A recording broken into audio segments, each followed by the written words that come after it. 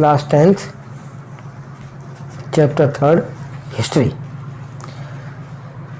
Second chapter अपना complete हो गया। इसके नोट्स आप है ना कर ही लोगे, ये सारे नोट्स लिख लिए होंगे आपने। और अब इसका है ना पार्ट फर्स्ट है चैप्टर 3 का, ये हिस्ट्री का चैप्टर है और इसका हेडिंग है retaliation and struggle of British empire. प्रतिशोध या प्रतिकार और ब्रिटिश साम्राज्य का संघर्ष, ये इस चैप्टर का हेडिंग है। इसके नोट्स हैं, इन नोट्स के रूप में है ना आप इस चैप्टर के है ना मुख्य नोट्स हैं, इनको लिखते चले जाना और समझते चले जाओ। ब्रिटिश कॉलोनियल पीरियड जो इंडिया के अंदर ये स्टार्टेड हुआ ट्रेचरी, एट्रोसाइड्स एंड एक्सप्लोटेशंस। तो देखिए ट्रेचरी रोमांच से भरपूर, एट्रोसाइड्स एक वीआईपी के दृष्टि से, एंड एक्सप्लोटेशंस और एक है ना विस्फोटक के रूप में है ना ब्रिटेन का उपनिवेश का जो पीरियड है वो भारत के अंदर शुरू हुआ था। जो ब्रिटिशर्स थे, अंग्रेज लोग, ये भारत के अंदर ट्रेडर्स के रूप में अर्थात व्यापारियों के रूप में यहाँ आए और शॉर्टली और जल्दी ही ये इन्होंने अपने आप को शासक के रूप में, व्यापारी से शासक के रूप में परिवर्तित कर लिया। ब्रिटिशर के कारण इंडिया का जो सोशल, सामाजिक है, इकोनॉमिक है, कल्चरल है, सिस्टम है, ये सफ़र सिग्निफिकेंट सेटबैक, और ये शानदार रूप से है ना सेटबैक मतलब पृष्ठभूमि में चला गया, क्योंकि इन्होंने इसका सोशल और इकोनॉमिक और कल्चरल सिस्टम है ना वो बहुत ज़्यादा प्रभावित किया। अब आता है स्पिरिट ऑफ इंडिपेंडेंस फ्रॉम 1757 से 1857 सी। 1757 से लेकर के 1857 में स्वतंत्रता की जो स्पिरिट थी, लोगों के अंदर जो भावनाएं थी, वो कैसे अस्तित्व में आई, उसके बारे में अपन इसमें पढ़ेंगे कि 23 सितंबर 1600 को कुछ बड़े अंग्रेज व्यापारी, उन्होंने यहाँ गवर्नर के रूप में आकर के और इन्होंने अपना व्यापार शुरू किया था। और यहाँ आकर के इन्होंने जो मर्चेंट थे लंदन के, उन्होंने एक कंपनी स्थापित की थी टू ईस्ट इंडिया, पूर्वी भारत के अंदर, इन the form of a joint venture, एक सामूहिक रूप से इन्होंने कंपनी स्थापित की जिसका नाम इन्होंने ईस्ट इंडिया कंपनी रखा। इसमें कई व्यापारी थे जो है ना इंग्लैंड से आकर के यहाँ व्यापार करने के उद्देश्य से है ना इंडिया में आए थे। ईस्ट इंडिया कंपनी ये स्थापित हुई।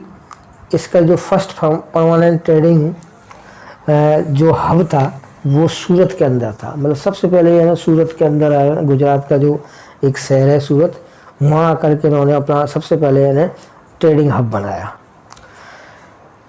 और स्मॉल ग्रांट ऑफ 3000 रुपीज़, केवल 3000 रुपयों के अंदर, एक छोटी सी राशि 3000 रुपयों के बदले में, जो एम्परर था उस शासक को 3000 रुपये उन्होंने दिए और कंपनी की जो गुड्स ड्यूटी थी वो फ्री करवा ली थी इन्होंने 3000 रुपये दे करके।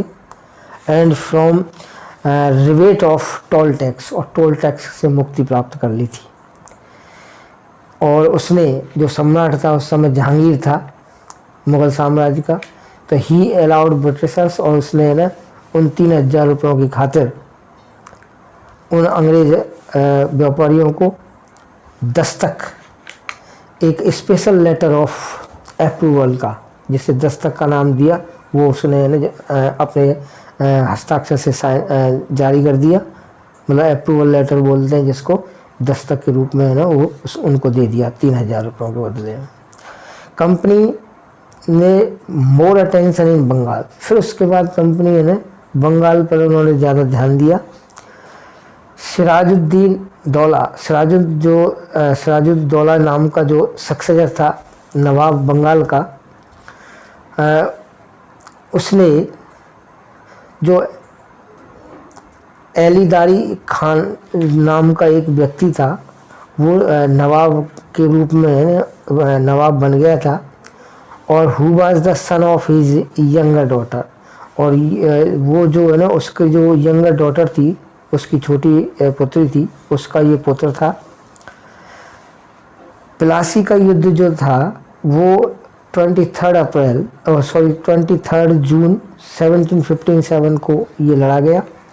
इसके अंदर जो ब्रिटिशर्स थे रिमेन्ड विक्टोरियस, और इस युद्ध प्लासी के युद्ध में है ना अंग्रेज़ों को विजय मिली एंड नवाब किल्ड, और वो जो नवाब था वो मारा गया था। Britisher appointed Mir Jafar as nawab. जब उन्होंने बंगाल को जीत लिया तो अंग्रेज़ों ने मीर जाफर नाम के व्यक्ति को बंगाल का नवाब बनाया। विच ब्रिटिश सोवेरेनिटी, जिसने अंग्रेज़ों की सत्ता को एस्टेब्लिश इन इंडिया, भारत में स्थापित कर लिया था। मतलब अपने प्रतिनिधि के रूप में है ना उन्होंने मीर जाफर को है ना बंगाल का नवाब बना दिया। इन 1760 सी और 1760 ईस्वी को when Mir Jafar became unable, जब है ना मीर जाफर बंगाल का शासन संभालने में अयोग्य हो गया और फाइनेंशियल जो ऑब्लिगेशंस थी अंग्रेज़ों की उनको पूरा करने में असमर्थ हो गया, तो the Britishers appointed Mir Qasim as nawab. तो उन्होंने मीर जाफर को हटा करके और उसकी जगह है ना मीर कासिम को नवाब बनाया। बैटल ऑफ बक्सर, बक्सर का जो युद्ध था वो टुक प्लेस ऑन 22 अक्टूबर 1764। तो ये 1764 को 22 अक्टूबर 1764 को है ना बक्सर का युद्ध लड़ा गया, और इस युद्ध के अंदर नवाब मीर कासिम वाज डिफीटेड, वो परास्त हुआ, and Britishers emerged as victorious, और अंग्रेज़ों को इस युद्ध में सफलता मिली। तो Britishers got the revenue of Bengal, Bihar and Orissa, और इस प्रकार से धीरे धीरे उन्होंने है ना बंगाल, बिहार और उड़ीसा के ऊपर अपना कब्जा जमा लिया। अब आता है स्ट्रगल ऑफ द ब्रिटिशर्स, अंग्रेज़ों का संघर्ष against the Maratha and Mysore. Mysore और मराठा के विरुद्ध है ना अंग्रेज़ों का जो संघर्ष हुआ उसके बारे में बताते हैं। 1772 को 1772 ईस्वी के अंदर after the death of the Peshwa Madhavrao, Peshwa Madhavrao की मृत्यु के बाद में उसका जो भाई नारायण वो पेशवा बना, और Raghunath Rao who was the uncle of the previous Peshwa, और जो रघुनाथ राव नाम का एक व्यक्ति जो है ना पहले का जो पेशवा था जिसका नाम माधवराव था, उसका ये अंकल था, वो विश्व द बिकम पेशवा, वो है ना पेशवा बनना चाहता था। 6 मार्च 1775 को, 6 मार्च 1775 को ट्रेटी ऑफ सूरत, जो सूरत की संधि हुई, took place between the Britishers and Raghunath Rao. तो 1775 को रघुनाथ राव के और अंग्रेज़ों के मध्य एक संधि हुई जिसको सूरत की संधि बोला गया। इस संधि के हिसाब से अंग्रेज़ों ने रघुनाथ राव की है ना मदद करने का वादा किया in becoming the Peshwa, Peshwa बनने में, and the Peshwa would grant half part of the लगान, और उसने लैंड रेवेन्यू का जो ज़मीन का जो कर था वो है ना आधा भाग देने का उसने वादा किया। ऑब्टेन्ड फ्रॉम बसीम, सलसार एंड सूरत, जो कि ना बसीन और सालसार और सूरत नाम की जगह पर है ना यहाँ से है ना इकट्ठा किया जाने वाला लगान का आधा भाग देने का उसने वादा किया। इस प्रकार है ना इस संधि के तहत फर्स्ट एंग्लो मराठा वार शुरू हुआ। इस पहले अंग्रेज और मराठा के युद्ध के में इन दिस स्ट्रगल, इस संघर्ष के अंदर द ब्रिटिशर आर्मी, जो अंग्रेज़ों की जो फौज थी, बाज डिफीटेड, वो परास्त हुई बाय द यूनाइटेड मराठा, क्योंकि उस समय मराठा है वो संगठित थे, मराठाओं की फौज संगठित थी, and they had to make the humiliating treaty of Wadgaon. तो उन्होंने है ना बाडागान की ये ना एक ट्रेटी संधि की, जिसके हिसाब से, उस संधि के हिसाब से कि the Britishers had to give back those regions. इस संधि के हिसाब से अंग्रेज़ों को परास्त होने के बाद में उन क्षेत्रों को वापस लौटाने का वायदा करना पड़ा, देने पड़े, which they had earlier won from the Maratha, जो उन्होंने शुरुआत के अंदर मराठों से है ना छीने थे, अर्थात जीते थे। And hand over Raghunath Rao, और रघुनाथ राव को है ना उनके हवाले करने का है ना उन्होंने शर्त रखी, टू द पुणे के अंदर, पुणे कोर्ट के अंदर। और दे हैड टू पे 41,000 रुपीज़, और उनको 41,000 रुपये है ना वो डैमेज, क्षतिपूर्ति के लिए उनको 41,000 रुपये है ना देने का है ना उन्होंने मतलब उनको देने पड़े। इस संधि की शर्तें, जो बाडागान की जो संधि हुई थी, इस संधि की ये शर्तें रही। अब सेकंड एंग्लो मराठा वार शुरू होता है। इसका रीजन ऑफ द स्ट्रगल, इस संघर्ष का जो कारण था वो was the imperialistic ambitions of the Lord. ये जो लॉर्ड था, जिसका नाम लॉर्ड वेल्सले, जो कि है ना गवर्नर बन करके आया था ईस्ट इंडिया कंपनी का, उसकी जो साम्राज्यवादी जो महत्वाकांक्षा थी, उसका ये संघर्ष है ना इसका मुख्य कारण था। और mutual conflict between Maratha chiefs, और मराठा सरदारों का जो आपस का जो विरोधाभास था, वो भी इसका एक कारण था। इन दिस स्ट्रगल, इस संघर्ष के अंदर, द मराठा चीफ फॉट डिवाइडली, तो मराठा जो सरदार है ना वो अलग अलग होकर के लड़े विद द ब्रिटिशर, अंग्रेज़ों से, एंड वर डिफीटेड, और इस प्रकार वो परास्त हो गए। तो ये सेकंड एंग्लो जो मराठा वार था उसका परिणाम निकला ये। अब आता है थर्ड एंग्लो मराठा वार। तीसरा अंग्रेज़ों का और मराठाओं का युद्ध जो हुआ, ये 18 जून 1818 को, 18 जून 1818 को मैल्कम एंटर्ड इनटू ए ट्रेटी। तो मैल्कम ने ना एक ट्रेटी में प्रवेश किया, एक संधि उसने बनाई विद द पेशवाज, जो पेशवा थे उनसे एक संधि की मैल्कम नाम के गवर्नर ने। इस संधि के हिसाब से अकॉर्डिंग टू दिस ट्रेटी कि the post of the Peshwa, उसने ये पेशवा की जो पोस्ट थी, पद थी, वो एलिमिनेटेड, इसको है ना समाप्त करने के लिए कहा गया। And the Peshwa was sent to the Bithoor, और पेशवा को ने बिठूर भेजा गया था।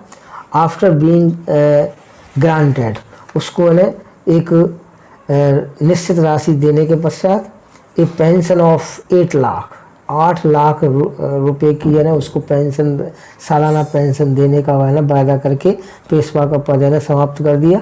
वेयर ही डाइड, जहाँ वह जा कर के जो अंतिम पेशवा था वो है ना मर गया इन 1852 सी, 1852 ईस्वी के अंदर। इन दिस वे, इस तरीके से जो ब्रिटिशर्स थे डिफीटेड द मराठा, उन्होंने मराठाओं को परास्त किया इन द स्ट्रगल, इन संघर्षों में, यूजिंग डिप्लोमेसी, कूटनीति का सहारा लेते हुए, and policy of divide and rule, और है ना डिवाइड एंड रूल की पॉलिसी का पालन करते हुए, अर्थात बांटो और राज्य करो, शासन करो। अब इसके बाद में आता है एंग्लो मैसूर वार। मराठाओं को जो परास्त कर दिया, मराठा शक्ति को कुचल दिया अंग्रेज़ों के द्वारा। अब उसके बाद में है ना मैसूर वार, एंग्लो मैसूर वार जो शुरू होता है, उसके अंदर सबसे पहले हैदर अली ने snatched the power from Mysore, इसने है ना मैसूर की शक्ति को हैदर अली ने है ना स्नैच कर लिया था, खींच लिया था। और ये जो किंग नंद राजा था एंड बिकेम ऑल पावरफुल, तो किंग नंद राजा नाम का जो व्यक्ति था मैसूर का, उससे है ना उसका शासन छीन करके, और हैदर अली है ना मैसूर का है ना एक शक्तिशाली शासक बन गया था। ब्रिटिशर्स वर डिफीटेड, अंग्रेज़ों को परास्त किया गया। And signed the victory treaty of Madras, और मद्रास की जो संधि है ना वो 4 अप्रैल 1769 को है ना इनके बीच में हुई। इसके अंदर हैदर अली और अंग्रेज़ों के बीच में हुई। इस संधि के हिसाब से जो प्रोविजंस थे, इस जो राज्य थे they both return each other, उन्होंने एक दूसरे के राज्य जो है ना हड़प लिए थे वो है ना वापस लौटा दिए, और रिलीजन्स बैक, और इनके जो है ना धर्म थे वो भी है ना वापस, मतलब है ना जो जितने भी रिलीजियस थे वो सारे के सारे है ना वापस लौटा दिए जो रिलीजन्स थे। अब आता है second Anglo Mysore war. Second Anglo Mysore war की हम बात करते हैं तो the battle between Hyder Ali, second Anglo Mysore war भी है ना हैदर अली और है ना निज़ाम के मध्य ये है ना युद्ध स्टार्ट हुआ इन जुलाई 1780, जुलाई 1780 के अंदर। हैदर अली वाज सक्सेसफुल, इसके अंदर हैदर अली है ना वो सफल था, बट ही डाइड ऑन 7 दिसंबर 1782, लेकिन वो 7 दिसंबर 1782 को है ना उसकी मौत हो गई। And his son Tipu Sultan, और उसका पुत्र जो हैदर अली का पुत्र था टीपू सुल्तान, वो had the take his charge, और उसने उसके बाद हैदर अली के बाद वो सुल्तान बन गया। Tipu continued the struggle for 1 year, उसने टीपू ने अपने पिता की मृत्यु के बाद 1 साल तक इस संघर्ष को जारी रखा, और बोथ द पार्टीज, दोनों ही पार्टी चाहे अंग्रेज और जो टीपू सुल्तान की जो थी, इन्होंने signed treaty of the Mangalore, इन्होंने बाद में 1 साल बाद मंगलौर की है ना संधि की 11 मार्च 1784, 11 मार्च 1784 CE को। इस संधि के हिसाब से इन्होंने आपस में वायदा किया कि not to interfere in the internal issues of the Mysore, कि मैसूर के मामले में अंग्रेज है ना कोई दखलंदाजी नहीं करेंगे अकॉर्डिंग टू दिस ट्रेटी, इस संधि के हिसाब से। थर्ड एंग्लो मैसूर वार आता है। अब इस प्रकार की जब सेकेंड है ना एंग्लो मैसूर वार हो गया तो अब ये थर्ड एंग्लो मैसूर वार आया, शुरू हुआ। जो ब्रिटिशर्स थे उन्होंने ये इच्छा की कि to end the influence of the Mysore, कि मैसूर का जो बढ़ता हुआ प्रभाव था उसको समाप्त करने की उन्होंने कही कि भाई मैसूर है ना वो बहुत ज़्यादा आगे बढ़ता जा रहा है। While Tipu wanted two by Dutch force, और टीपू जो है ना डच के किले थे उन किलों को खरीदना चाहता था, कन्नौर के थे। एंड आईकोट इन कोचीन के अंदर टू डिपेंड मालाबार, जो कि ना मालाबार के डिफेंड करते थे। These were the reasons behind this वार, और इन किलों की वजह से ये किले ना जो मालाबार तट तक है ना कोचीन के अंदर फैले हुए थे, इन किलों की जो महत्व इम्पोर्टेंस थी वही इस युद्ध का सबसे बड़ा कारण था, थर्ड एंग्लो मैसूर वार का।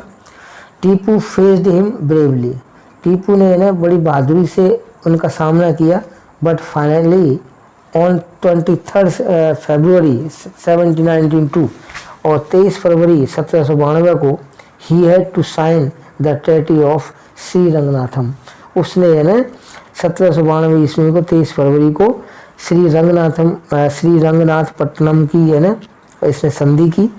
इस संधि के हिसाब से क्योंकि वो हार गया था, और इस संधि के हिसाब से उसने पेड 3 करोड़ रुपीस, 3 करोड़ रुपयों का भुगतान किया in the form of war indemnity, मतलब युद्ध की क्षतिपूर्ति के लिए। Tipu was forced to offer his 2 sons, और टीपू को ने ये बाध्य किया गया कि अपने जो 2 पुत्र थे एज द प्रिजनर्स, कैदियों के रूप में in the custody of British, अंग्रेजों की है ना कस्टडी में रहेंगे। इस बात के लिए भी है ना इस संधि की शर्तों के रूप में उसको मानने के लिए बाध्य होना पड़ा।